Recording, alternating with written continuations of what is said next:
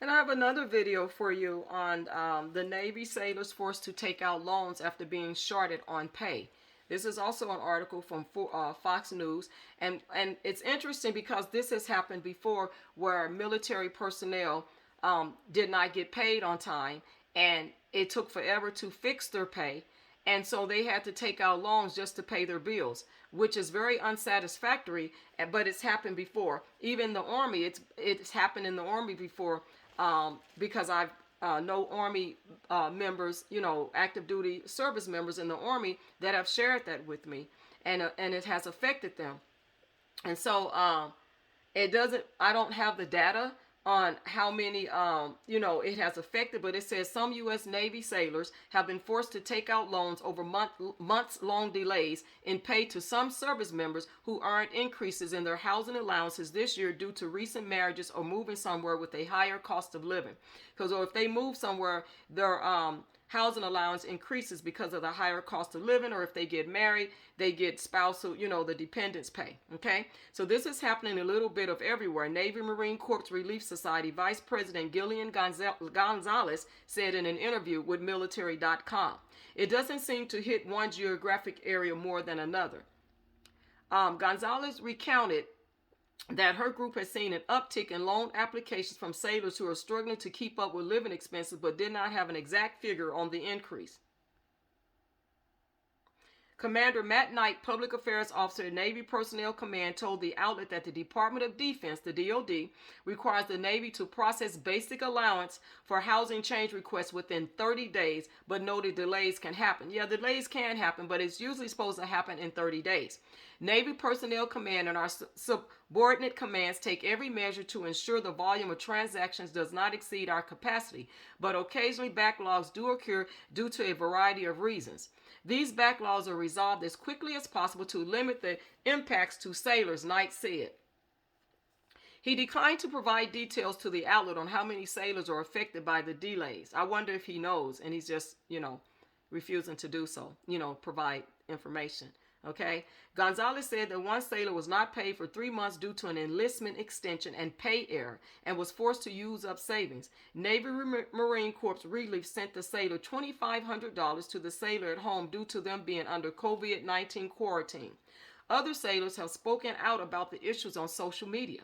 One sailor posted on Reddit that she and her husband were married in July but had not received basic allowance for housing in the Washington, D.C. area. They took out commercial loans as a temporary fix, according to the post reported by military.com. And they have to pay those loans back, mind you. My case has been open for over a month with no action, and no is in all caps. I am just beyond frustrated, the sailor wrote. A personnel specialist first class told military.com that the problem comes down to the consolidation of personnel support and customer support detachments that began in 2017, where they've cut people and merged them. Shutting down dozens of processing centers took that transaction load and dropped it in one building's worth of people.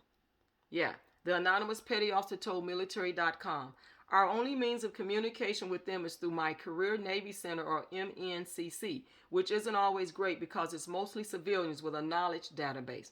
All they can do is look up tickets and give a status. And that's really true, because I was speaking with someone about 2 weeks ago that said that when you go and ask about your paperwork, if your paperwork get lost for your advancement, where you're going to be advanced, promoted to another rank, things like that, your pay, they're civilian and they're working. So all they're going to do is look in the system in their knowledge base and say, well, here they'll give you, just give you the status. Well, there's a ticket there for it. Or,